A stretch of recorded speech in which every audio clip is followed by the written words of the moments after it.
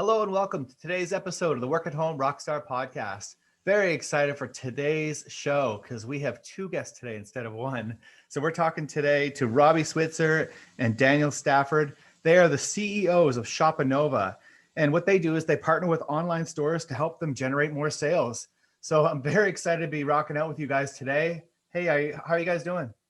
We're doing good, man. Thanks so much for having us on. I'm excited about today. Yeah, thank you. We're stoked to be here. Perfect. Well, so are you guys ready to rock? Let's rock, dude. Let's get into it. So let's start off on a good note. So tell me a story of success in your business that we can be inspired by. Yeah, so I would just say like our overall journey, in my opinion, has been just like kind of a quick, just reflection of success, because for a long time we were kind of stuck in an occupation or rat race that really wasn't meant for us, right? So we grew up here in Homer, Alaska. It's a small town of 5,000 people. And we grew up doing like manual labor. So commercial fishing, construction. And, there's a whole kind of story here. And I don't know how much of this we want to unpack of like us kind of growing up in that and then getting all in at one point. As we were kind of just like entering into early adulthood, we actually both in separate situations took on like over $300,000 of debt to buy our own commercial fishing operations and went out to go and do the Alaska thing. So I don't know if you want to kind of dive down that rabbit trail. And then I view that transition from that world into the world where we are now as kind of just like a quick success story. Yeah. Do you want to dive back into that, or should we keep it specific to success once we started this business? Let's talk about this business so far. Cool. So I would say one of the most successful things we've been able to do is dial in our own marketing for our own company to be able to acquire customers.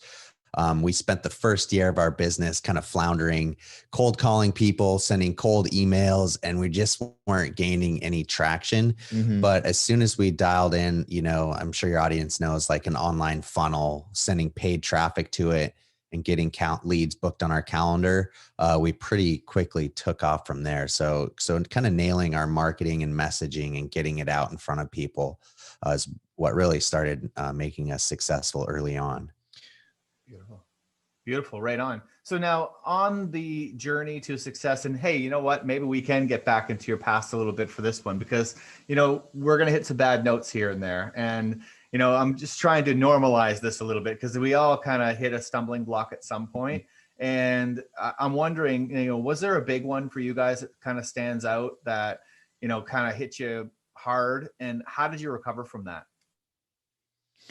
Yeah. So that win didn't really happen until basically a full year of really just like grinding and failing. Yeah. So we kind of made the transition out of fishing. It was a traumatic experience for us. He kind of rolled his boat. I was just sick of leaving the kids and being out at sea for months at a time. So then we felt like we really had to make a change. So we just did what we thought would be best.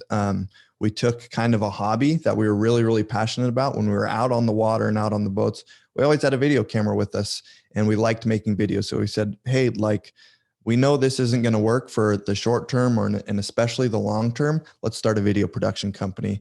And so we just kind of went all in. And that's when we really started working from home and kind of just trying to make something different happen to change the tune of the trajectory we were on. And dude, just that whole first year was full of, just struggles, because we would go like door to door. Like he said, we'd just cold call these companies and say, hey, like, what are you guys doing for your marketing? Do you need videos?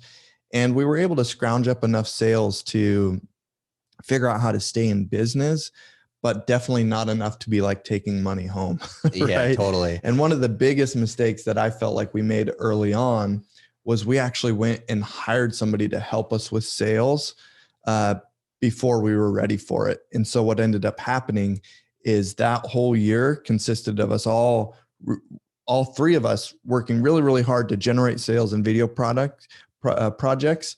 But then there was only enough to go around for us to hire the employee, or to pay the employee that we felt obligated to paying, because we felt a serious responsibility there. But it was just so hard to then go home to our wives and like explain what the heck was going on, right? And even communicate and sell them on the vision that we had.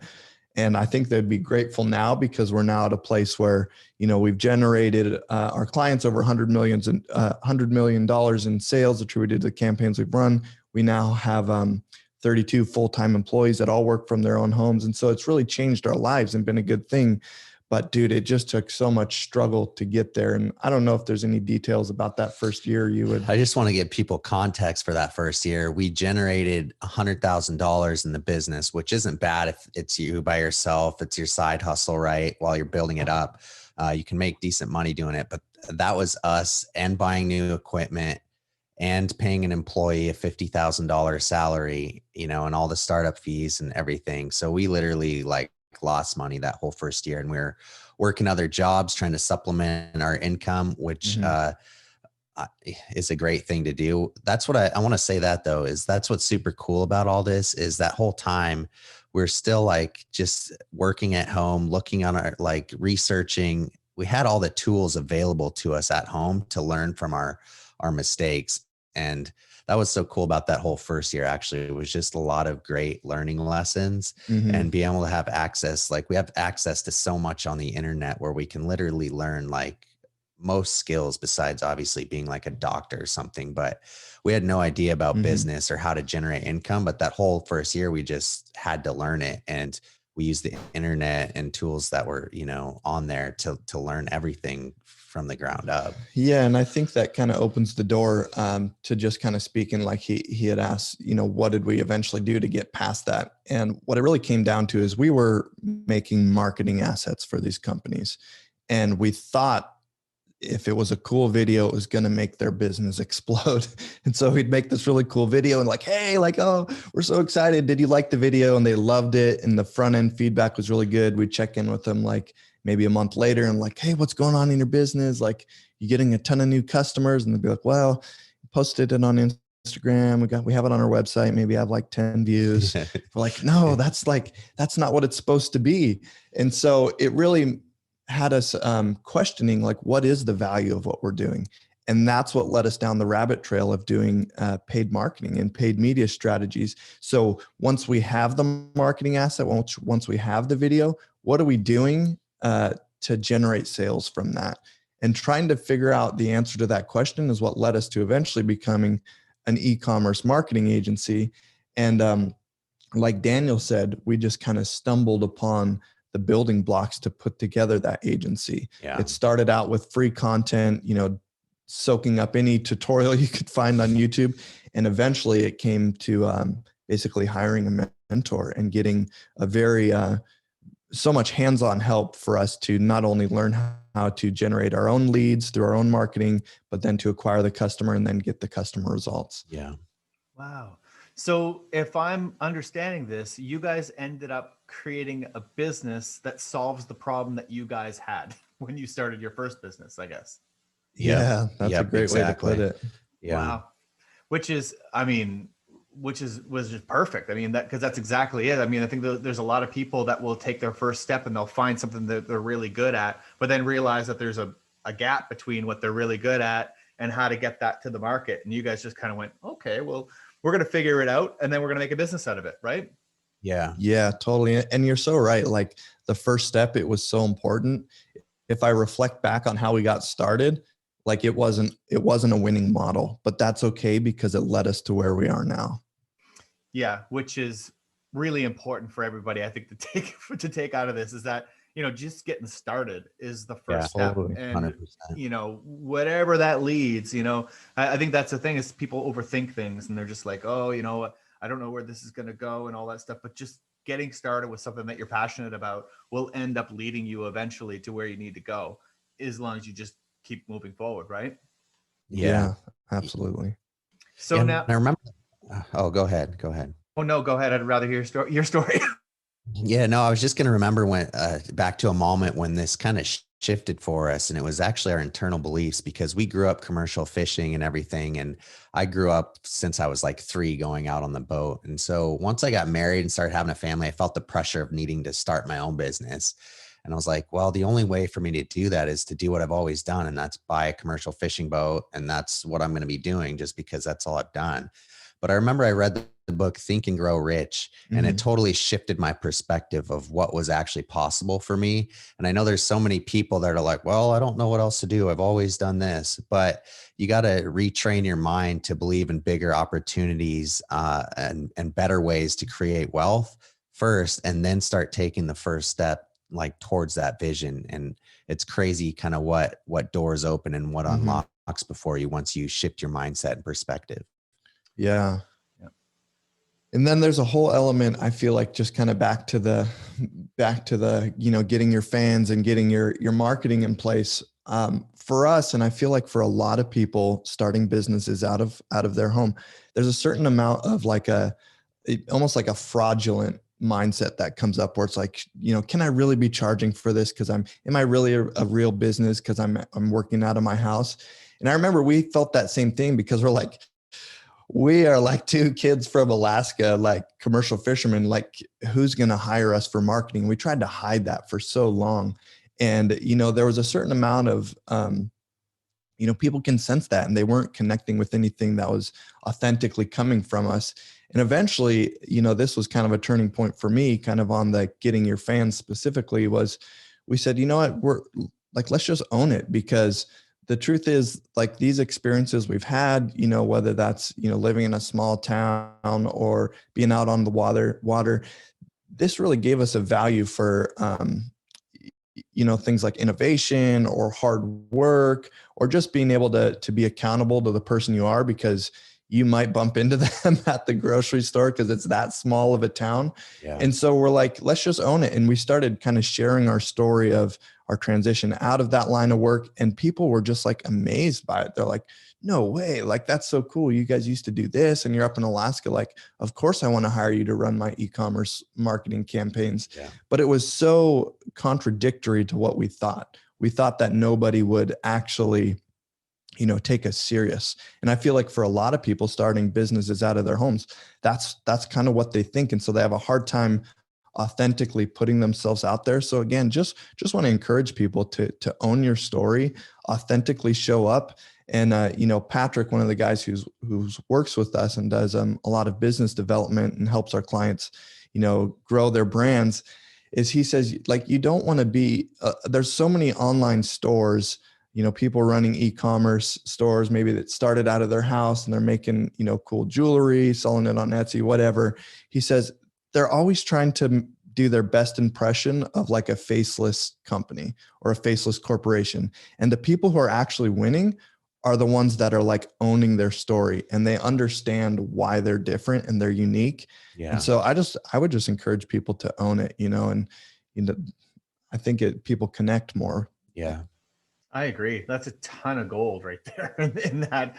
First of all, by the way, Oh, nice. You got it right there. I keep it in my desk, and it's just one of those things. I feel like the energy of it is probably good.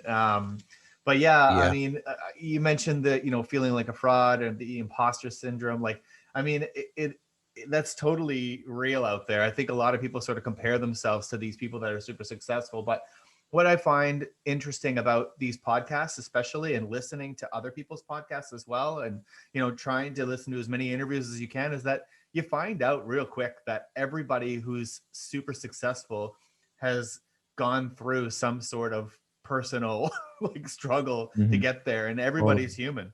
And so, it kind of makes you take a step back and go, well, if they're this person, I think we sort of like put people up on a pedestal and go like, well, they must be perfect in every area.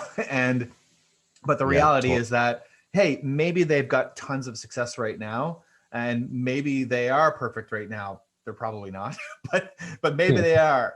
But at some point, everybody walks that same journey of going like, okay, who am I? What am I trying to get out there? And I like what you said about, a lot of people try to be that faceless corporation and like, word their website to say like we, when it's me. Yeah, exactly. I mean, if it's just you, it's just you. That's great. There's nothing wrong with that. Be who you are, right? I like your mindset around all this stuff. That's really cool. Now, you had mentioned, I think you mentioned a person named Patrick. So let's talk a little bit about mentors and like, do you guys have coaches and mentors in your business? Like, how did you get to where you are right now, I guess? Yeah, so we've always had a high value for mentors. After our first year of struggling, and as we were kind of making the transition into becoming a marketing agency, we actually found someone named Kat Howell who had already built a really successful marketing agency, and she was teaching other people how to do it. And we were one of like her first students really early on, and we joined the program and got personally mentored by her and her team. And I remember we very quickly went from like just no sales, really, no leads, no bookings, not knowing how to do much, to going through it. And like after about 3 to 4 months, maybe 6 months, we had our first $50,000 month. And so very quickly shifted our business. And from that day forward, we're like, man, we really value mentors, because the slowest way to learn is through experience. Yeah. It's so much better to find someone that's done it before you, and it's kind of creates a shortcut for you to get there and learn from them and pull from them. And now we still hire mentors and have people we meet with on a weekly basis, and it's always growing and changing, but we still hold such a high value for them. Yeah. And what's crazy about that is when we joined her program, like we did not have the money to do it. We were steadily declining in the business. And that was like, it was just blow after blow of like, having some money, putting money in from other sources of income into the business to make it work. Like you said, buying equipment, paying this employee who wasn't necessarily driving us forward like we were hoping. And, we were just out of cash. We were out of money, like plain and simple. I think there was one time where Daniel went home. He found his wife, crying on the floor because she didn't know what groceries she could buy or what her budget was for that month. And it was just like really, really hard. And hey, don't you ever share that story publicly, bro. I'm just kidding. But anyways, we're at this point where we're like, we see Kat Howell's marketing, we see this program, and we can like visualize this could work for us, but it costs $5,000 and we do not have $5,000. Yeah. So we did go out and get a credit card for the business. We put it on a credit card. I don't know that I can like fully recommend that to people because it sounds scary. There is a risk taking in there, but for us, stepping into that, having faith in going through something like that would give us the framework for what we were trying to achieve. It was so worth it. And like Daniel said, results came actually fairly quickly. Yeah. And I do want to say 4 months, 6 months, like that should be considered quick, because anything less than that, like you're just being impatient at that point, in my opinion. Yeah. And I remember too, is like, we really believed what the mentors were telling us, and that really separated us from a lot of people in the program. We're like, I don't know if that's going to work. We're like, dude, this is all we have. We're going to listen and implement what they're saying and be really diligent about it. Where other people were kind of going back and forth and like, just didn't believe in the process. And we totally believed that it would work for us, and it did. And I think that's honestly what separated us from other people, that she mentored. Yeah. Even so much so that some people, kind of behind the scenes outside of the classroom setting, we'd be speaking privately and they would say they thought they got sold into a scam, and like that it wasn't worth $5,000. And, we were getting the same results. We were putting the same amount of effort into what they were teaching, but we just believed in it and they didn't. And we stayed the course and it ended up working out well. And that person just bounced, and I don't know what they're up to now. So, yeah. Well, and that's the thing. I think that maybe it just didn't align with their style, and that's okay. Sometimes programs don't work for certain people, but totally. I think that another thing too that is interesting is, you guys didn't have the money. You went and found the money, and oftentimes that actually guarantees a bit of success, just because you have to make it work. And so you're probably more likely to take everything seriously and do everything, note for note, because if you don't, well, then you just lost $5,000. Right. Yeah. Yeah. That's a great point. Right. Yeah. And on the other side of it, it only took like a couple sales to pay that back, and so we're like, it's going to be worth it, even if we only get 1 sale or 2 sales from this course. Thank God it was better than that. But It's just nice knowing, like, if you do invest in your business and yourself, it's ideally gonna return tenfold back to you Mhm. if you're following the process. Yeah. And I think maybe for people who are listening, that to make things make a little bit more sense. Like I think for you guys, two sales is no big deal, especially if you already know you can make one sale. So, Yeah. making that money back is a different, but I mean, if your sales are, if your product is $10, then $5,000 is a big deal. Yeah. So maybe Totally. it's a matter of kind of taking a look at what your business is and what it would take to make your money back. Yeah. And Totally. then go ahead and find a program that works within that budget. Because I mean, there's nothing wrong with starting off with a coaching program that's $500 or No, $1,000. If your Totally. products exactly. are only $10, right? Yeah. Yep. Yeah. Exactly. That's a great point. But in your case, for a $2,500 product, well, you're probably going to need a course that's going to help you to even put out a big, like a higher ticket product as well. Like it's going to be a different process than it would be for a $10 product, right? Yeah. Yeah. Absolutely. So now what about getting good at what you do? I say practice makes progress instead of practice makes perfect. But like, how do you guys, get the success that you're getting? Like, how do you practice? How do you get better at what you do? Yeah, I mean, like anybody, it just comes through repetition. And I think a lot of it has to do with taking every hardship and every failure as a learning lesson, and not use that as like a way to get down on yourself, or as a way to like build a case against yourself on why you're not good at something or why your product isn't good.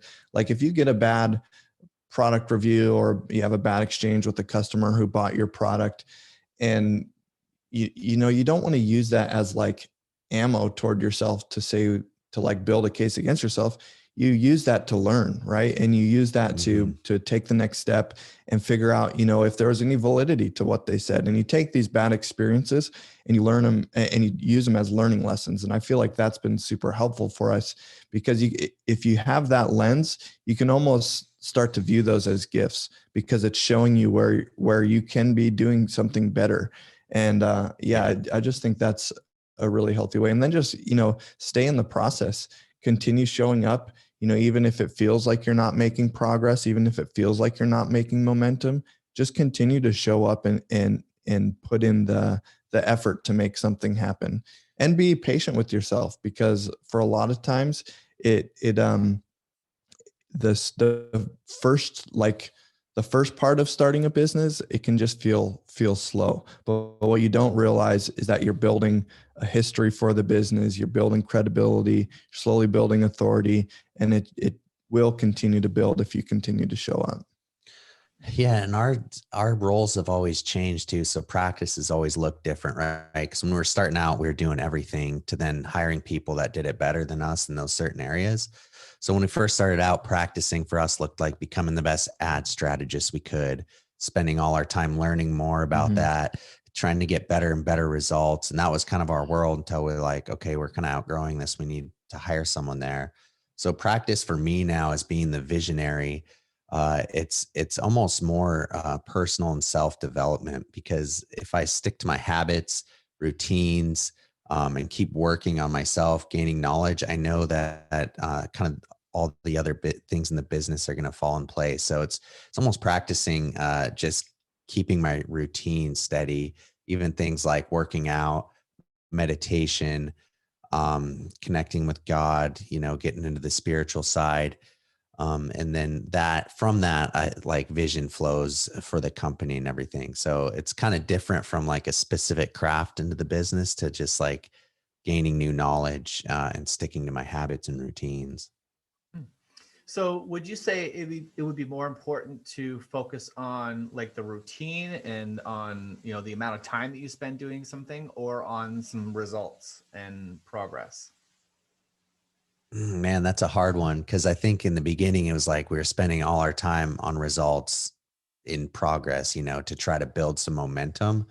And now just I'm in a totally different place where it's making a lot of decisions every day and not actually implementing those decisions. And so I just got to do these other things to kind of keep my mind fresh. I think both are equally important, just different at different stages of the business. And I think too, there's something to be said about focusing on the lead indicators and letting the results follow. So for us, it was just making sure we were getting in front of people and having people raise their hands as like potentially being interested in our services.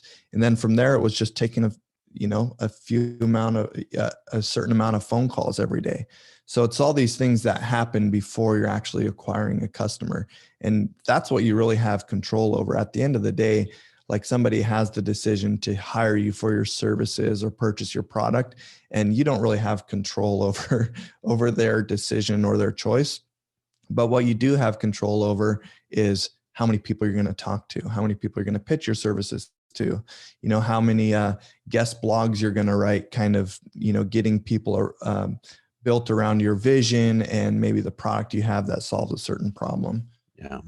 Right on. So really it's a matter of just finding things that is going to generate results over time, but not getting too bogged down over whether, you hit some sort of progress goal today. It's more of something focusing on things that you can control, like how many people you talk to rather than how many sales you made. Totally.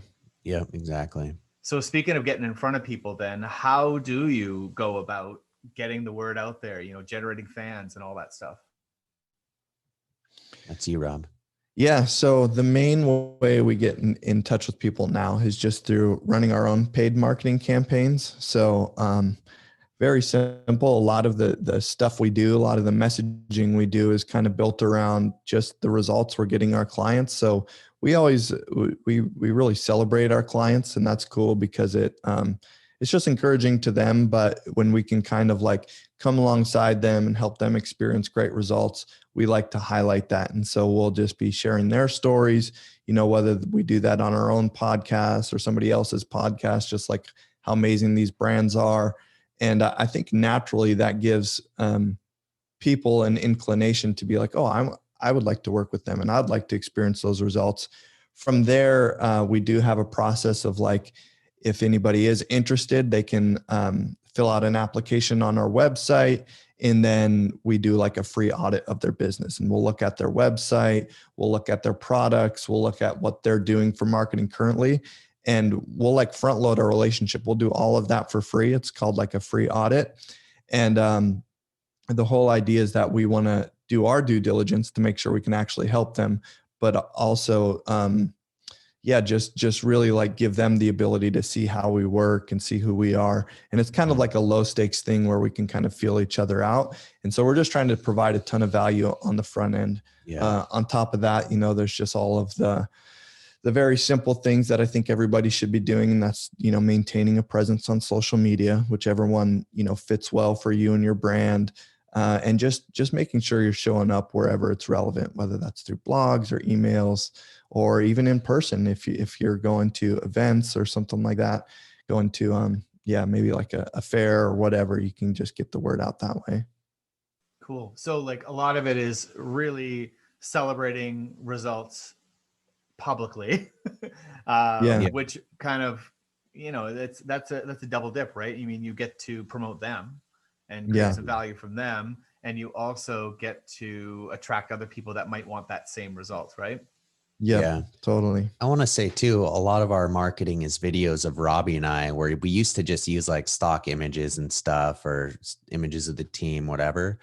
But we switched to videos of us as kind of like the faces of the brand and stuff. But we get such great feedback from that. So I want other people to be encouraged by that, because we get people reaching out like, man, I really relate to Dan and Rob, just how just by the way they're acting or whatever. I don't know what it is specifically, but other people relate to other people, right? And you kind of attract those people into your business if it's you putting out that vibe for your brand. So I just want people to be doing that and not just throwing out stock imagery and stuff like we used to do. And it kind of hits on what we were talking about earlier, right? Not hiding who you are in your business.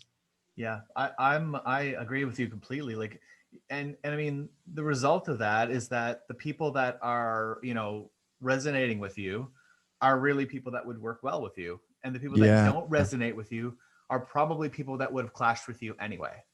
right? Exactly. Yeah. It's almost like you're honing in on the people that you want to attract by just putting yourself out there and saying, hey, if you like us, come on over. If you don't worry about it, you know? Yeah. Yeah. Which is a great point because it saves you nightmares down the road. If you do bring those people in and there's a clash there, it's better to know that on the front end, you know, before you start working together. So that's a good point. Yeah. And that's the thing. I mean, when you're using stock photos and when you're using, trying to be this, corporate face, but that's just not you, then you're going to end up attracting somebody who's not going to be right for you. Yeah. Yeah. So it's time for your guest solo. Tell me all about what's exciting in your business right now. Yeah. Well, one thing that's really excited is it's kind of a challenge. It's an opportunity, but it's also a win in my opinion. But for a long time, we used to just do like Facebook and Instagram ads for online stores. And that worked really, really well, especially when COVID happened. Everybody was at home looking to buy things online. And you could you could almost be like a one-trick pony where you could figure out a system that works to generate sales consistently through your online store. And we really just like tried to hone that in and take advantage of that to the best of our ability for a long time. What we're seeing now is a pendulum swing away from that as people are out and about. They're, enjoying getting outside of their houses because they've kind of been inside for a long time with the pandemic and stuff like that. And so even though e-commerce is still steadily growing, we're seeing a pendulum swing away from like a pretty big spike in e-commerce in 2020. And what we're finding, and again, there's other factors that play into this, like Apple's iOS 14 update, where privacy is a much bigger deal, and marketers don't have the same access to data that they once did. And what we're finding is that you cannot just have like one trick to generate customers. Like you need to have a much more wide strategy. And so for us, that looks like just implementing a lot of new services that we offer. So in addition to like the paid marketing on Facebook and Instagram, we're doing things like email marketing. We're actually building websites. We're actually helping people build out their content and their content strategies, as well as marketing on other platforms like Pinterest or TikTok. And we've kind of just added all of these things in the last, 6 or 8 months. And so it's been really exciting. And we feel like it better equips our customers to be successful in a changing market. Yeah. And I want to say people can find us on shopanova.com. And we have a podcast on there, the Ecom Growth Show. People can check out if they're into e-commerce stuff. We also have some free resources on how to get your website to convert better, stuff like that. And then we're always looking to hire new talent too. So if someone loves the e-com world, digital marketing realm, there's actually a careers tab on there. If people are vibing with us and want to apply, we'd love to chat with them. Cool. So now what would be like the ideal person that would, get the most out of working with you guys? Yeah, that's a good question. We work with a broad range of clients, but typically what we do is we make sure people are generating at least $20,000 a month. So we know they already have a validated product. They figure out a lot of the back end. Now they're just ready to scale. And that's when we can come in with a paid strategy and see them grow pretty rapidly.